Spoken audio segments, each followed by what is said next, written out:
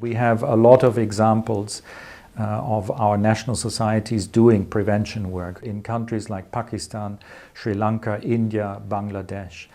We train a lot of volunteers to provide home-based care.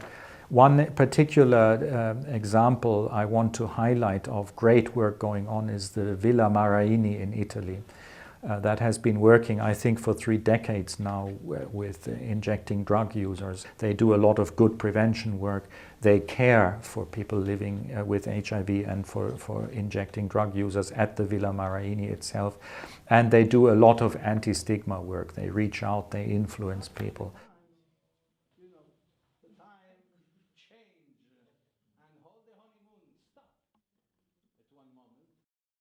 Working with particularly marginalized and at-risk groups, such as men having sex with men, commercial sex workers, injecting drug users, and transgender.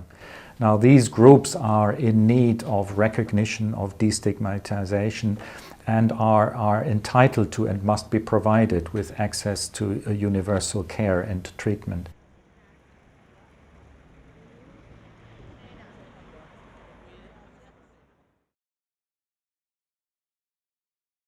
Our call, first of all, is to be knowledge-based. If we understand and know about the epidemic, we can design appropriate and effective responses.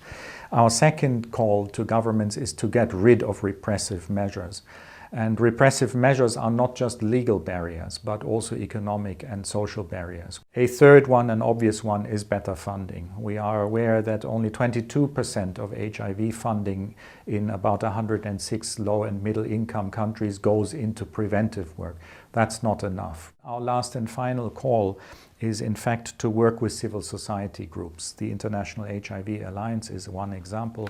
Red Cross and Red Crescent societies are another example of organizations, fantastic organizations that can be part of government responses and reach out to marginalized groups and strengthen the civil society response. There has been a lot of progress. Some 6 million people have access to treatment. Having said this, some 10 million people, including many of these marginalized, stigmatized groups, still do not have access. So this remains a huge task for all of us.